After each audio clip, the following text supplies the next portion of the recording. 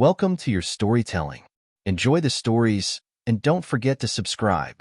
Right in the middle of our vows, the doors burst open.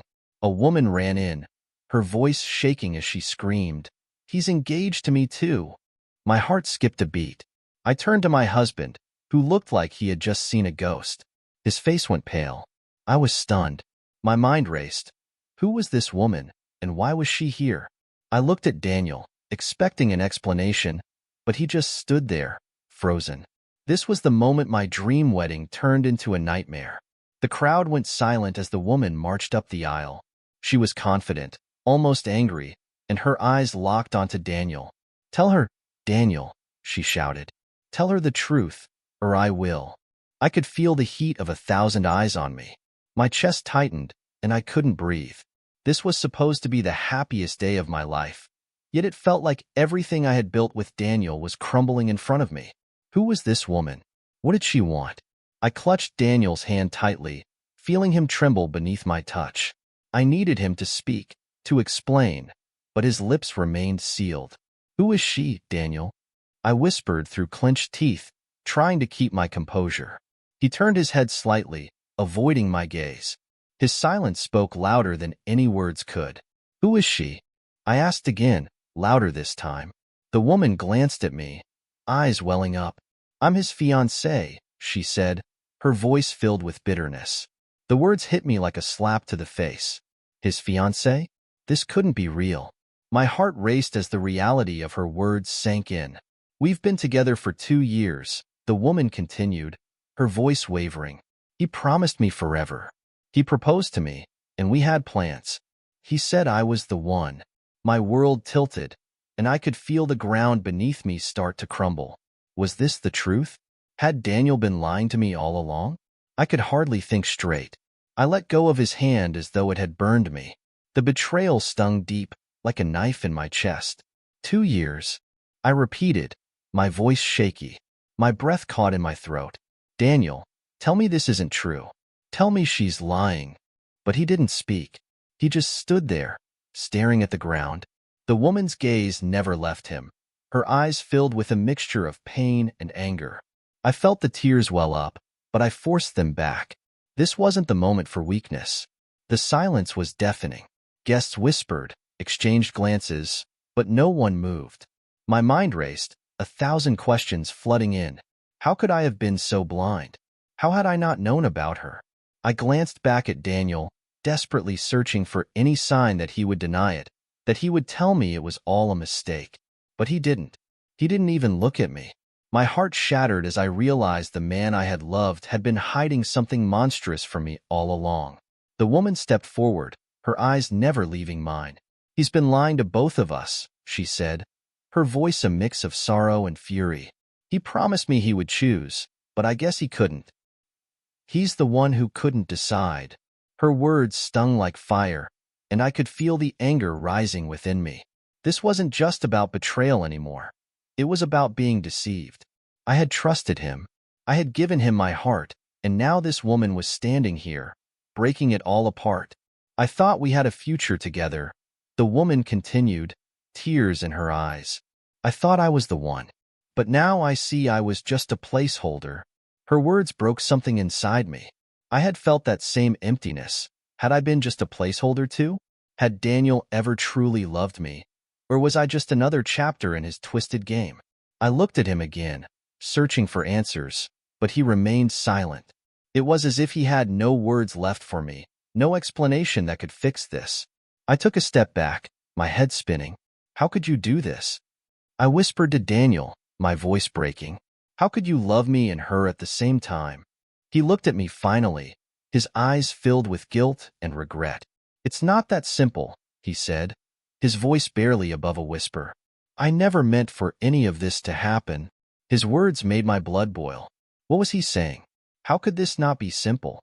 He had 2 fiancées, 2 women he had led to believe they were the one. The woman's face twisted with pain. "Don't listen to him," she said, her voice cracking. "He's been playing us both. He lied to you, just like he lied to me." My head was spinning. I couldn't wrap my mind around this.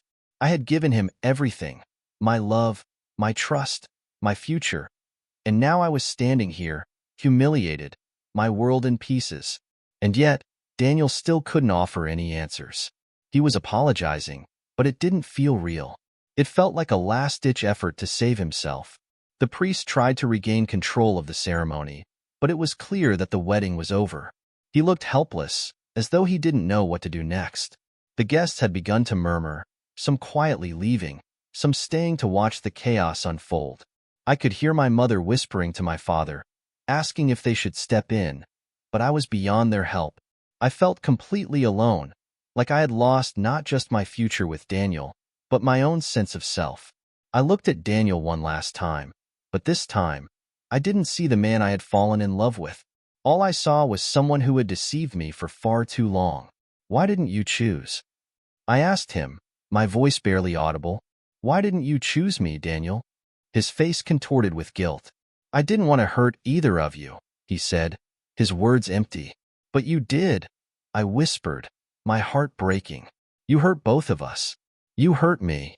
The woman's voice interrupted my thoughts. You think you're the only one he's hurt, she said bitterly.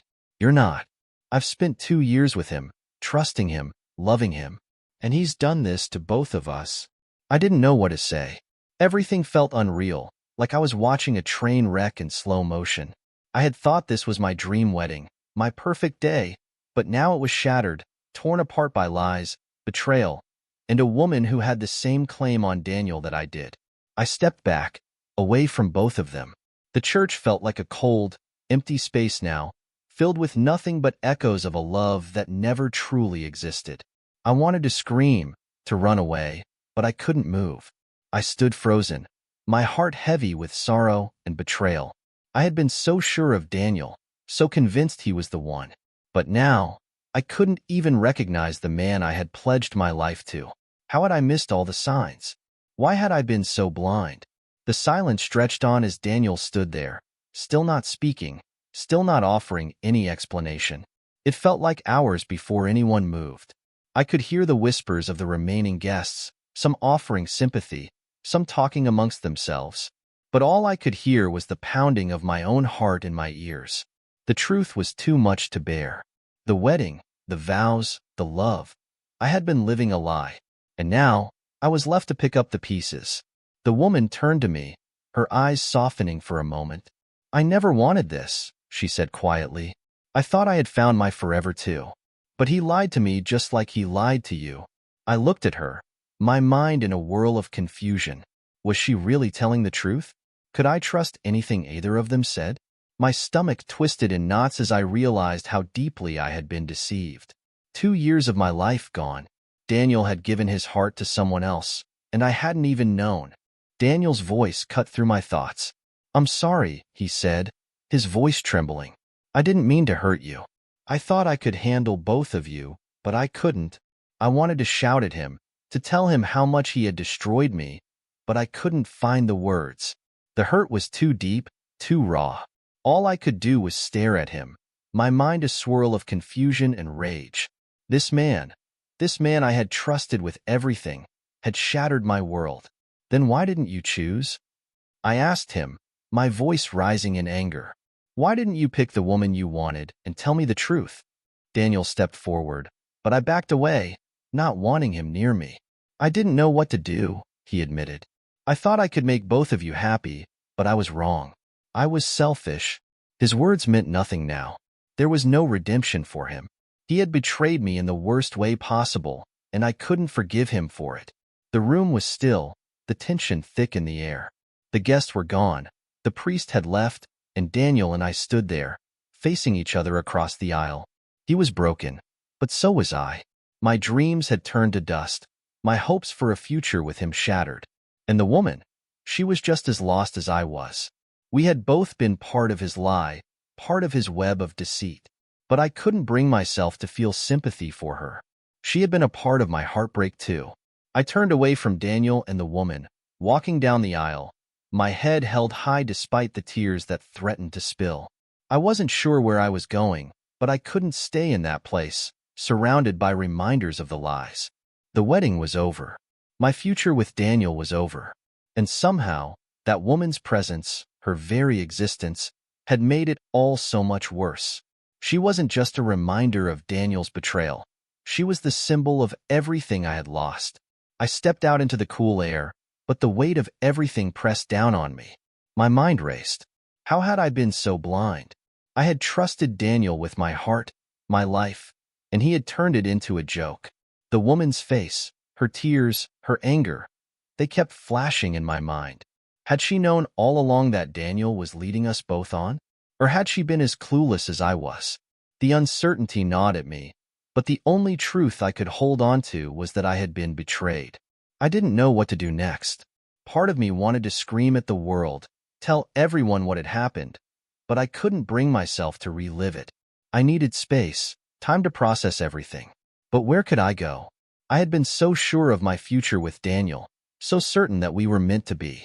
And now, I was left with nothing but questions.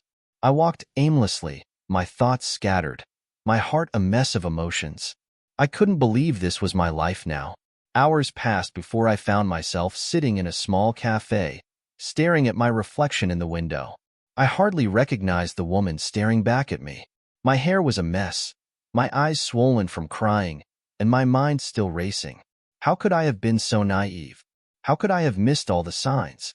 I was so wrapped up in my love for Daniel that I had ignored the truth. And now, everything had fallen apart. I was a fool, and it hurt more than I could bear. I pulled my phone out, almost instinctively, and scrolled through my contacts. But I couldn't bring myself to call anyone. Not yet. How could I explain what had happened?